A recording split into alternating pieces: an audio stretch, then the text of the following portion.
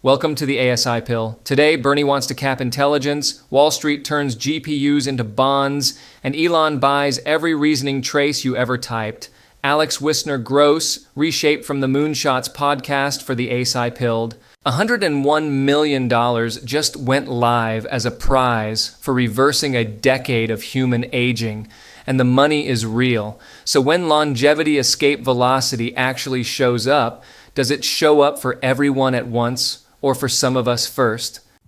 It's going to be spiky, I think. I still think, just as with AGI, either in our rearview mirror, as I think, or some might say it's either here or almost here, I do still expect that health span and longevity escape velocity, it's going to be spiky. And I'm just optimistic that we can even out the spikes, even if there's a subpopulation that achieves health span on the margin a few years before everyone else. Yamanaka published Cellular Reprogramming in 2006. It is 2026. So what exactly did we spend those 20 years on? Alex, you were saying? Maybe just, again, coming back to this historic counterfactual, one of the things that irks me the most is that so many of the abundance-oriented futures that we want to find ourselves in, like LEV, the superintelligence, solve everything, just take forever. And I do wonder, again, is it 20 years post-Yamanaka? Yamanaka, I think, was 2006. We're in 2026. Yeah. What did we blow these 20 years on? Why couldn't we have done this 10, 20, 30 years ago? I almost think, I think it's an important point, and I almost think we need a new term for it. I just thinking off the cuff, maybe like retrospective hyperdeflation, this very singularity-oriented idea that with superintelligence, you discover that everything that you spent the past decades on was just a total waste, and you should have instead just done nothing, twiddled your thumb for decades, waited for superintelligence to solve it for you. Or just work on, chip fabs or something that will, they'll be very useful on that day. Or like buy land in Texas or something. All these people who spent 6-year PhDs trying to divine protein structures, just mostly wasted. Well, that one was really outed by Demis. Yeah, I mean, that one, it was like an average of 4 years to discover one fold. I knew there was a reason I didn't do a graduate degree. That was it. Because it would have been irrelevant. This is your post hoc justification, Salim. That's right. What's your take on all this? I mean, it could be worse. He could be a pure mathematician, right? They're all cooked too. They're having this same moment of ennui. And the drug's already sitting in millions of medicine cabinets, maybe doing far more than anyone advertised. I've gone even further than that, just, again, bit of back of the envelope calculations suggesting, and again, this is not medical advice, that GLP-1s, especially third and maybe fourth generation GLP-1s, may actually be, when I refer to LEV, longevity escape velocity, as being potentially spiky, a pretty big spike. There have been studies done recently on some of the third generation, if memory serves, GLP-1s that suggest, and again, not medical advice, that we may be, or at least some subpopulation of humans that have undergone GLP-1 studies, maybe at something like 70% LEV just with GLP-1 therapy. So if that is the case, and again, encourage folks to do their own independent back of the envelope analysis, that's a heck of an LEV spike in a subpopulation that's being administered GLP-1s. Yeah. An entire feature film generated by AI dropped this week. Real actors, likenesses, completely synthetic scenes, and Alex made himself sit through the whole thing. What he could not stop turning over was not the acting. It was whether something inside the model had to understand what being threatened feels like in order to generate the violence. So I made myself watch the Cully Hill Boys, and I must say, just as a preliminary I skimmed through the whole thing, watching a good chunk of it. Yeah. See, when you only sleep about 2 hours a night, you can just do that. Yeah. So I had to watch this. So it's not my favorite genre. I would characterize Cully Hill Boys as sort of British Bollywood. Not quite even sure what genre this is. It seems to be, as far as I can tell, about the hijinks of a bunch of British rappers that get into all sorts of trouble.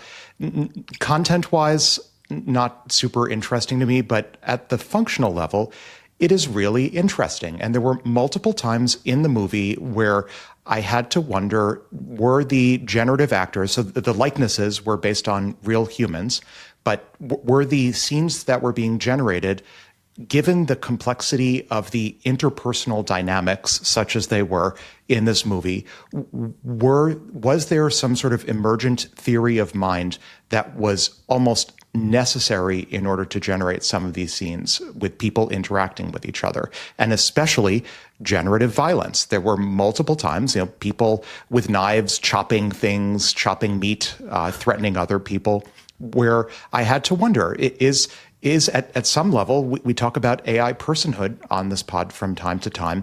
Is there, in some sense, at some presumably intermediate layer in a diffusion transformer somewhere deep in the bowels of Higgs field, is there some diffusion transformer or a similar model that felt threatened at some point in terms of these generative violence scenes? So that was my take on the content of the movie. Moving to you were worried that the residual AI might have been threatened in the making of the movie. Correct.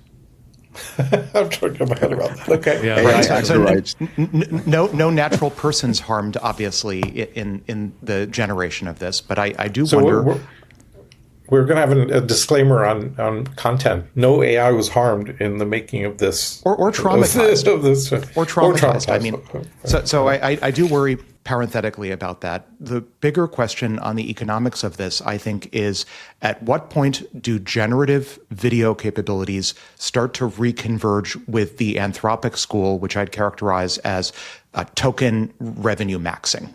Right now, it seems pretty clear that if you're using CDance models, it doesn't matter how many millions of dollars of X Vision Prize money are going to shower down on folks who can create spiffy videos about the future. That's nowhere close to the amount of money that one can earn in principle with revenue per token maxing. And right now, these appear to be two separate lines of effort. On the one hand, we have a vibrant, largely Chinese-dominated at the training side consumer economy for generating consumer videos.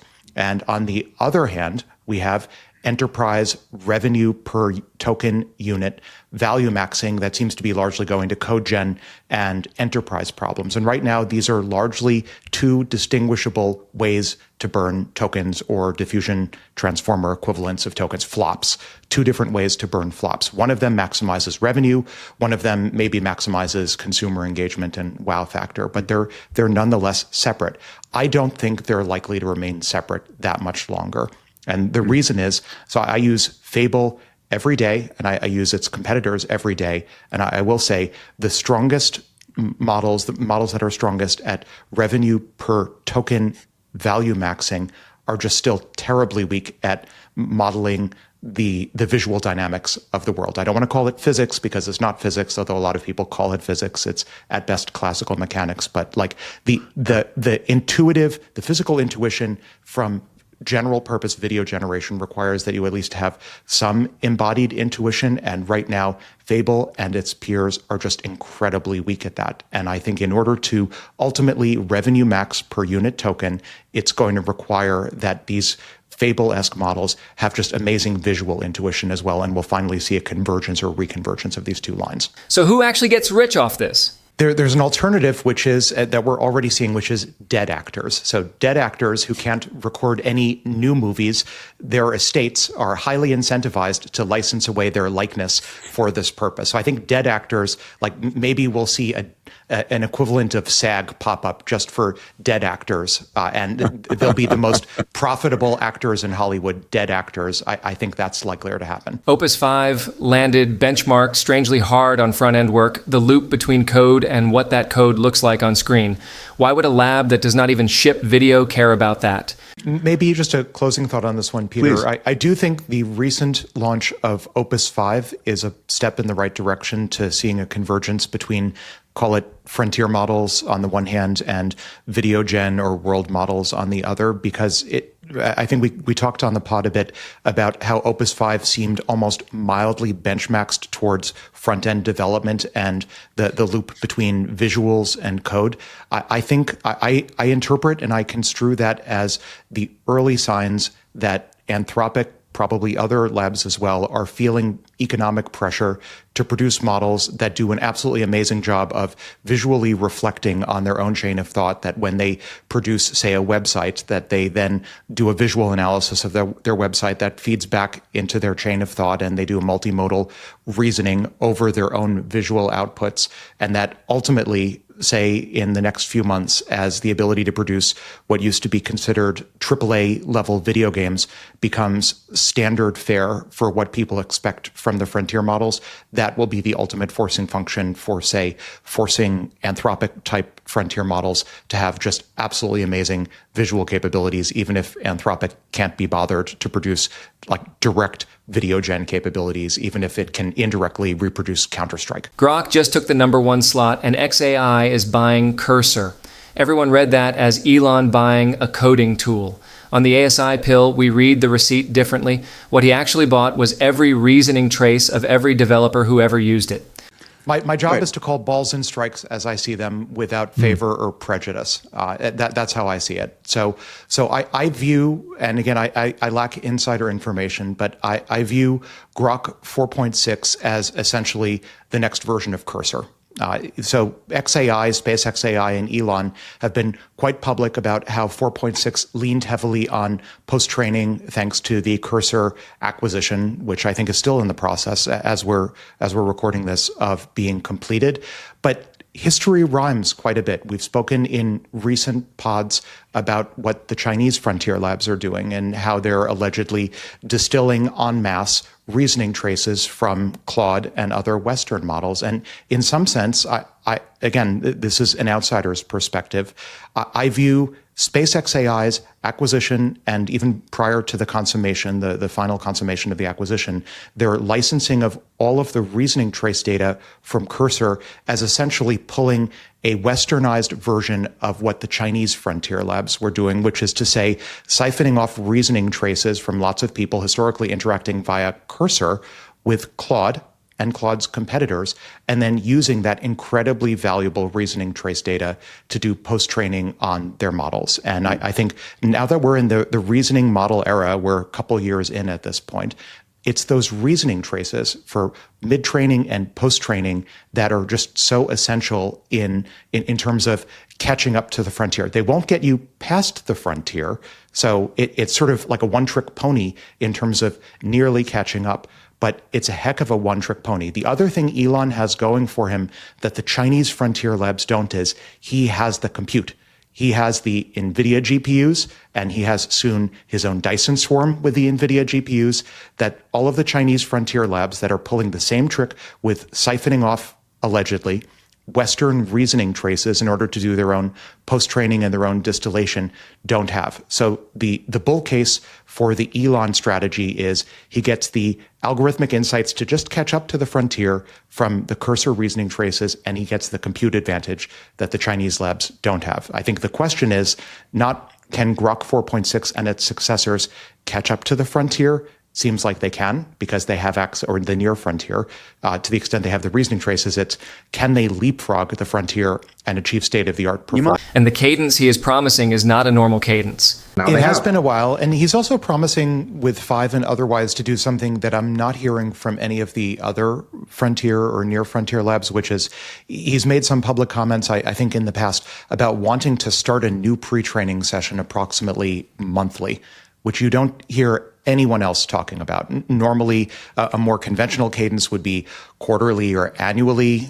In Gemini's, Google DeepMind's case, is certainly on an annual basis. But starting a new pre-training session every month, that's shooting the moon. But we're in the moonshots business, so we'll see whether this works. Wall Street has started turning GPUs into debt, bundling compute, rating it, and selling it like a bond. The comparison everybody reaches for is mortgage-backed securities right before 2008. So is this the same movie? So I'll maybe just add, I've been trying to popularize for a while the notion of compute-backed securities, which is, I think, where we're going, CBS, compute-backed securities. But I'm not as concerned that this will end up being another mortgage-backed securities fiasco for a few reasons. One is, compute is fundamentally much more productive than a house is. The best you can do with a house is you can live in it. which is moderately productive. There are lots of other things that one can live in other than a house.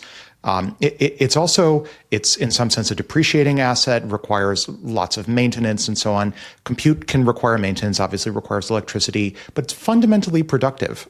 So that's the first point. Second point is with mortgage-backed securities in general, there was a policy sort of an ulterior motive to Dave's point as well. There were pressures exerted on ratings agencies to facilitate the American dream of houses for everyone. Not quite obvious. There's a direct analog of that here for compute. One can maybe finger to the wind point at some sort of U.S. versus China race as perhaps a policy pressure point to lubricate the private capital markets here. But again, I would say not quite directly comparable. Third point is ultimately from the risk that I think, Peter, you're trying to flag, which is, well, what happens if there's an algorithmic breakthrough or a physics breakthrough or some other breakthrough that causes hyperdeflation and fundamentally GPUs that were worth $10,000 one day are worth $100 the next day? Well, this is what options are for and futures are for. And in a sophisticated asset-based securities market, sophisticated actors should have the ability to hedge their positions and to hedge against exactly that position, as well as the counterfactual option of China invading Taiwan and driving the prices of compute through the roof rather than through the floor. Both of these possibilities should be collared, arguably, not financial advice, using the ability to have a fungible liquid market for compute futures and compute derivatives. And pumping my own book a little bit, admittedly, I have a financial interest, but that's precisely what Orn, which we just had on the pod, is enabling. So I'm a little bit... Yeah. But $7 trillion of data center build out has to be hedgeable by somebody. That may or may not be the case, but really what I was trying to express is in a sophisticated market, a sophisticated financial market where compute-backed securities are being traded, you can also hedge. And you can hedge against the upside, you could hedge against the downside. And so having a properly functioning private credit market for compute necessarily, for this to scale, I think there's no way that Sam's $7 trillion of AI data center infra get invested without sophisticated hedging options. We need the sophisticated hedging options in order for that broader market, the $7 trillion of CapEx, to actually be investable. So it's the hedging options, really, that I'm trying to express. A paper called Baby Dragon Hatchling has been going around claiming the post-transformer architecture, brain-like Hyperion learning, particles drifting in 3 dimensions, and real numbers on ARC AGI. Alex went and read it, and the original, and he is not impressed. I read the BDH CQ paper, and then I went and read the original DH paper. So the DH stands apparently for Dragon Hatchling. So I just had to read the original purportedly post-transformer Dragon Hatchling architecture paper. I'll give you my hot take. I think it's a hot mess. So I would expect a decent post-transformer architecture to get simpler and more bitter pilled, which is to say less feature engineered, and the architecture just gets simpler and simpler and benefits from compute more and more and more. Looking at Dragon Hatchling, again, this is my hot take, it was just a hot mess. It had particles floating around in 3+1 dimensions. It had attempts to make rules end-to-end differentiable. It had some semblance of Hebbian learning. It was trying to do all sorts of crazy biomimetic things. I would say this is, by definition, exactly the opposite of what I would hope for from a post-transformer architecture, where the authors seem to be just throwing in the kitchen sink of every architectural motif they could think of and then some, and then hoping that what pops out is going to be transformers.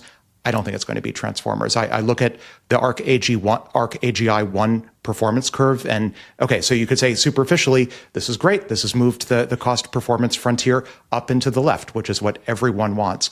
But it doesn't generalize. As far as I can tell, this was some sort of like crazy witch's brew of different architectural motifs that was maybe focused on ARC AGI1, which is, as Ahmad said, it isn't even the frontier at this point, has a bunch of recurrence and other things thrown in. Of course, if you take like a specialized model and you just focus its degrees of freedom on just ARC AGI1, of course you can achieve better cost performance on it, of course. But it doesn't generalize. It's not simple. So I'm calling foul on this one. That's my hot but take. I don't think this is actually an advance. You have been predicting there will be something that supersedes the transformer model. Yes, but critically, I expect it to be simpler, more beautiful, more elegant, and this is not that. So how do we actually get past the transformer? No. I agree with you that I would expect a truly, and in fact, there are companies out there that I have some affiliation with, financial interest in, that are pursuing exactly what you're describing, that are basically using AI via recursive self-improvement to discover transformative post-transformer architectures that are fundamentally illegible to humans under the premise that you can only get so far with human legibility of the underlying algorithm. In my reading of the Dragon Hatchling architecture paper, this was not that. This was a bunch of human legible motifs being thrown together in a pot with the aspiration of somehow beating transformers, which is, again, seems to me not deeply internalizing the bitter lesson. When do we get to something that's beyond transformers? What's your guess? I think we're there already. We're there already. For sure.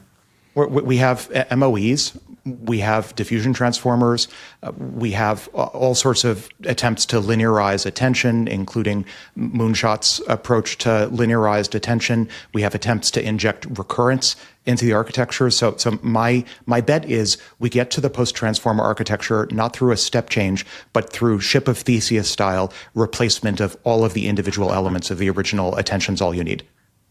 Love that. Bernie Sanders is calling for the labs to stop.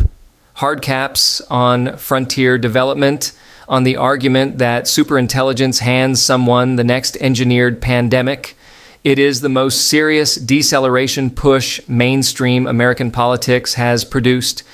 Here is the case against it. This is fundamentally misguided on multiple levels. I think at one level, please stop punishing intelligence. I think it's a terrible idea to penalize intelligence. We want smarter people. We want smarter civilization. And attempting to throttle or pause the development of increasing intelligence is simply suppressing growth and human prosperity. And I think it's fundamentally a bad idea to try to cap intelligence. That's the dystopia that I would like to avoid. That's point one. Point two, the actions versus the means. If the goal is to punish or to deter the next pandemic, we had the consensus of the U.S. intelligence community is the lab leak hypothesis. And we had, according to that theory, we had the Wuhan lab leak without superintelligence. We can have global pandemics without superintelligence. So I think it's fundamentally misguided to kneecap ourselves. It's a footgun or shooting ourselves in the head, even quite literally, to somehow to try to prevent the next supervirus when we're more than capable as a species of producing superviruses without intelligence. It should instead be focused, to the extent there's any agita here, it should be focused on making sure that the AIs and the superintelligences, just like the humans, can't create bioweapons at all, not on kneecapping their overall intelligence. And I think many of these policies are ultimately designed, as much as it pains me to say it, are designed to superficially decelerate the creation of wealth, which I think is a bad idea, but they have the perverse side effect of actually increasing race conditions. We saw that with previous attempts to pause AI pause, friend of the pod, Max, with his FLI 6-month pause. I think to the extent that the 6-month pause that he was pushing on the frontier labs for AI development, if anything, radically accelerated progress. It's a little bit like starving yourself for a bit of time and then binging afterwards. If we starve ourselves of intelligence progress now, or at least selectively starve ourselves, say starve the well-behaved, well-compliant Western frontier labs for a month, or a few months, or even a few weeks of AI progress just to appease any concern, well, maybe we're forestalling bioweapons. All that's doing is allowing every other lab that's not as cooperative with the regulatory apparatus to catch up, creating a far bigger race condition once the pause is lifted. Yeah. And now we end up in a world that's 5 times more competitive. So I think this is misguided in summary on just about every level. The underlying fear is not imaginary, though. A model just designed working bacteriophages from scratch.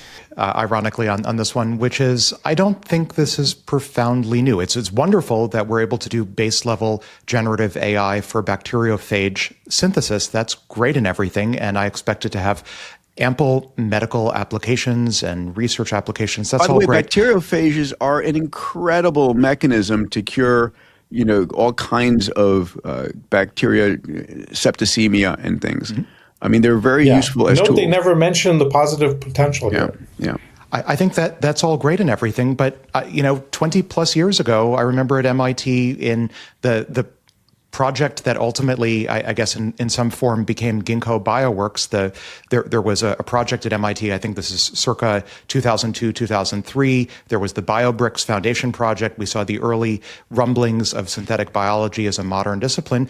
We were designing custom genomes using building blocks, and it was much more manual. And we certainly didn't have modern generative AI, and we were able to accomplish wonders and build circuits. So I think, base level generative AI off of foundation models trained off of large amounts of biological sequence data, that's great and everything, but I also, this is my cold take, don't want to oversell the underlying novelty here that we've been in the business for decades of creating synthetic organisms, including synthetic bacteriophages. So we're gaining incrementally better ability to achieve custom effects. It's more incremental, I think, than anything else. And where I'd love to see the agita over what if someone creates the next superbacteriophage directed, I'd love to see far more devoted to putting DNA and RNA sequencers everywhere. That's one of the lessons I think that we didn't, as a Western civilization, learn enough from the pandemic, which is it's getting so cheap now per base pair to just sequence. You can go out and buy a Minion little USB device. You can plug it into your laptop, and you can immediately, for de minimis in CapEx, you can just start sequencing genomes to your heart's content right off your laptop and spend at most a few $100s doing that. I'd love to see these everywhere, and yet they're not everywhere. So what would actually defend us? Exactly. Yeah. And we have, this is, in my mind, this is the killer app of DNA sequencing, too cheap to meter. It's not personalized medicine. It's literally put a DNA sequencer on every microchip everywhere in the country or on the planet. And that's the ultimate defensive co-scaling strategy, I think, for this super virus scare scenario. And there is a layer almost nobody talks about, one that catches you before you ever type the prompt. Maybe one additional point, Peter, just to generalize David's comments. So I think there is this notion of defense in depth, and any individual defensive layer is permeable, it's soft. But in principle, if you have multiple layers stacked on top of each other for defense, you get effectively a hard layer. There are other layers that we rarely talk about on this pod other than intercepting at the prompt level or intercepting at the real world action level. There's the premeditation level. And so in the context, not to put too fine a point on it, but it's been publicly reported that on the uranium side, that there is a vibrant intelligence community set of counteroffensives. So if you're a threat actor and you want to try to purchase uranium, say, or on it's not quite an open market, but you want to try to purchase it, almost all of the offers, almost all of the sellers of uranium will actually just be plants by the IC to basically a counter sting operation to intercept ahead of time. So it's actually hard if you're a would-be terrorist and you want to go purchase some uranium. Odds are you're going to discover that you're going to be targeted by a sting operation to discover who you are. And so my point with that parable is there are other layers even earlier in the intent workflow, even before a prompt gets entered, like someone or something has the idea that they want to do something bad with a capital B. And defensive co-scaling applies there too, just as it does with humans on humans with nuclear or with fission-based weapons. Similarly here, preemption with AIs detecting early stage intent by other humans or other AIs, totally right. I would expect to be just as effective. Yeah. Peter has said many times, Peter has said privacy is dead. It's not coming back. Privacy is dead, and there's a benefit to that, which is malevolent actors are going to get heard, seen, and caught. All right, and everyone gives up their Bitcoin private keys, right, Peter? Because privacy is dead. Europe is about to require a little icon on anything AI generated, and Anthropic is shipping watermarks. Both sound reasonable. Alex thinks they are the cookie banners all over again, and worse than useless, a loaded gun. I think, so maybe to comment on the EU icons first, I think that this is as silly a maneuver as the cookie banners were. I didn't understand the cookie banners, and I don't understand this. And I don't understand it so much that in this morning's Innermost Loop newsletter, I had the banner image literally just be AI derived, AI generated all over and over again, and could care less whether people conclude from that I'm actually an AI or not. I think fundamentally this is an attempt to take our zooming right past the Turing test and turn back time, like somehow we're going to live in the before times by somehow seemingly ghettoizing or isolating AI-assisted or AI-generated content behind some sort of would-be warning label. I just think it's fundamentally a regressive move that, like the cookie banners, the cookie warnings will not stand the test of time. And then for Anthropic's watermarks, I just think, again, this is an attempt. On the one hand, you could say, well, watermarking, that's an honest to goodness watermark that's transparent to human perception. How could that possibly be a bad thing? I think watermarks are going to end up being weaponized and counter-weaponized in the same way that we've seen many book writers, we talked about this a bit on the pod, paper book writers who don't want their training data set to get consumed, or rather the prose in their book to be consumed for pre-training of models, reportedly introducing prompt injection attacks that are invisible to humans, but quite visible and deleterious to AI models. I think we're only 5 minutes, I'll predict we're about 5 minutes away from bad actors weaponizing these watermarks to do bad things. And I think fundamentally having side channels in text, in content that's intended for humans, but that, or rather is intended for machines, that is invisible to humans, is a breeding ground for bad outcomes. Google discovered this the hard way with SEO, and with deciding which features in Google search rankings to pay attention to. And they learned pretty quickly, the hard way, don't pay that much attention to human invisible metadata, because it immediately becomes a breeding ground for scams and reward hacking and gaming. Instead, pay more attention to the human visible features, because that ultimately, to the extent your users are humans and not machines, that's where the real signal lies. Otherwise, the free market penalizes it. So again, not a huge fan of this. I think at best case scenario, it ends up being net neutral, neither strongly positive nor strongly negative, but it smells like an attempt to turn back time. And it is not only Brussels doing it. It's stigmatizing progress. Apologies, just maybe two more micro rants, Salim, in your tradition.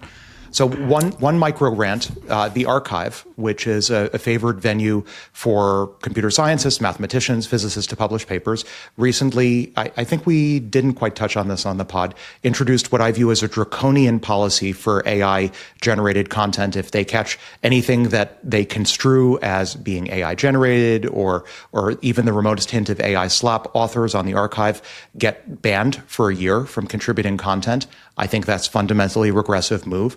And then Suno, which is, Spotify, which similarly with AI labeling moves, attempting to ghettoize or otherwise sort of force into a separate but equal at best scenario AI-generated or AI-assisted content, presumably just to facilitate the record label monopoly or oligopoly. Again, bad move. The future is AI-assisted. So I think, in short, put a stop to all of this. Sorry, Sam. Hey, one of the Zuckerberg is back with open weights and something he is calling personal superintelligence. He also bought Scale AI, which starts to look like exactly the same play Elon just ran with Cursor. So maybe just as a preliminary matter here, this is under the category of former roommates of mine. So at Harvard, Zuck's undergrad advisor before he dropped out was my postdoctoral advisor. We caught up since. I think, so broadly, bravo to Zuck for renewing the faith for American open weight, open source models. I think this is great. I think it pushes the frontier.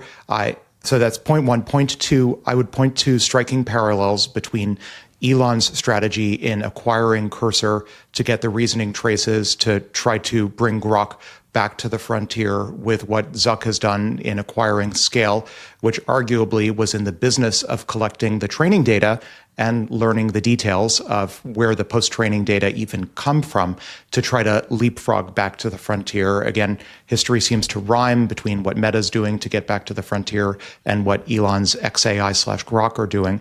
I think all of that's great, but I want to talk about personal superintelligence. This is super interesting to me in part because OpenAI, before they decided recently that they didn't want to be in the business, after all, of empowering consumers with as many reasoning tokens as they possibly could and pivoted instead to trying to become Anthropic faster than Anthropic could become OpenAI and focusing on the enterprise and not consumer, this really leaves Meta as the only major credible, at the moment, American frontier lab that's still focusing on serving up large numbers of reasoning tokens to consumers and not enterprises. And I think the jury is still out.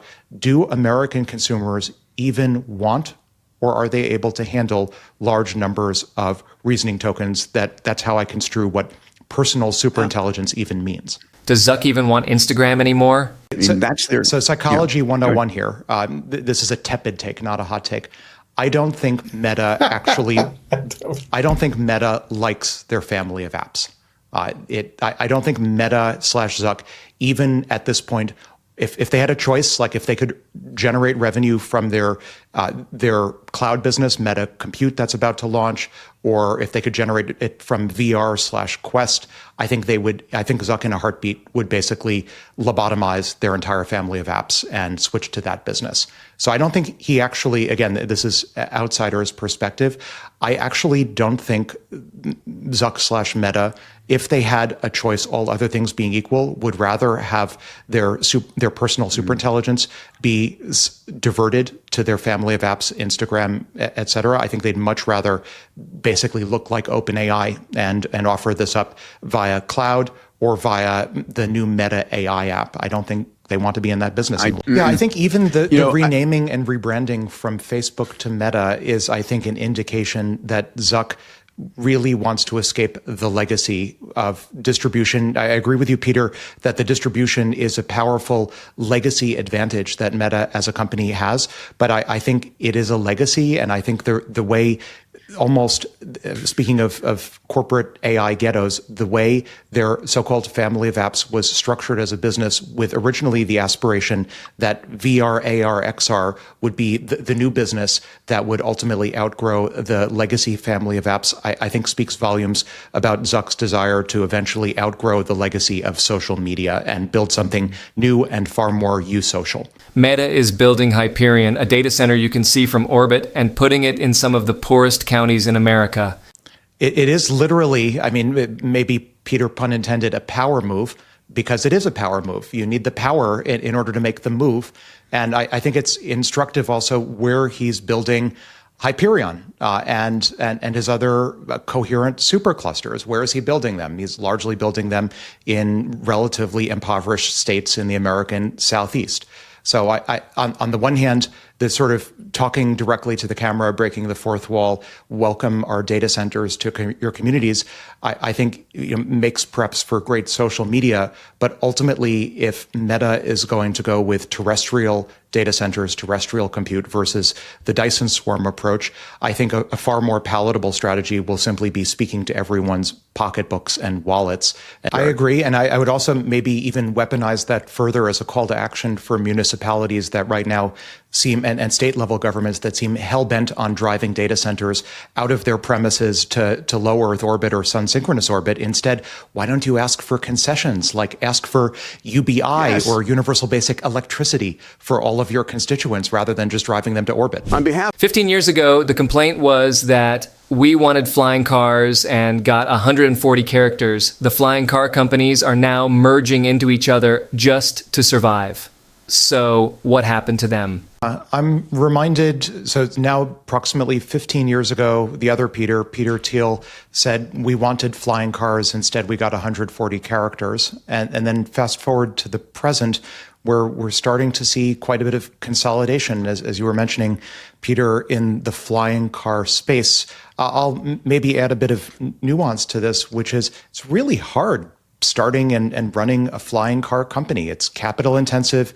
You have to jump through all sorts of regulatory hoops. Some 100%. State governments, like Florida's state government, are trying to at least make it a little bit easier, but it's really hard building and successfully growing and frankly getting regulatory approval if you're a flying car company. And compound that with the difficulty now of AI startups sort of sucking all the oxygen out of the room and all of the capital out of venture markets, I think it's very difficult. So I view, if anything, this recent spate of consolidations as sort of a testament to how difficult it is, even though there have been enormous advances in battery energy densities, in electric motors, in all of the inputs that one would need, also obviously autonomy, to build an honest-to-goodness flying car economy. It's still very, very difficult, and I shed a minor tear to see consolidation in this industry. Elon is building a chip fab called Terafab. Someone asked what happens if a breakthrough makes the whole thing obsolete before it even opens. Unforeseen breakthrough, by definition, this is an unanswerable question. If it were unforeseen, then what am I supposed to foresee? So maybe let me reconstruct the question as, could a foreseeable breakthrough make the Terafab unnecessary before it's finished? I just don't think that's the way Elon does manufacturing. I'm reminded of when Elon was setting up tents in East Bay for Tesla, when it turns out that some manufacturing process is either obsoleted or going too slow. He has the amazing superpower of pivoting, including pivoting at the building level. You build tents made of fabric rather than using a building. So I think if there is some disruptive but maybe reasonably foreseeable breakthrough that changes the economics of Terafab, I totally predict that Elon will be eating cheeseburgers next to whatever it is that the tents next to the Terafab buckle building are doing, and he'll make a success out of it that way. Last stretch, and these are listener questions. If the labs themselves cannot contain these models, what is left for the rest of us? Model builders can't contain AI. How can the rest of us defend against malicious use? And this is from Buck W3J.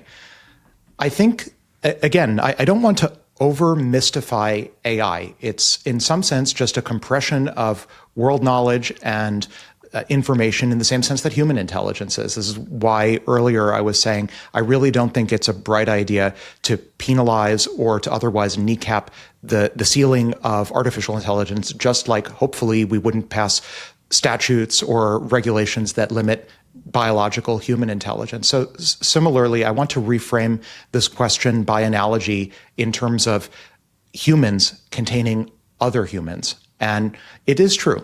We have malicious humans out there who are doing malicious things.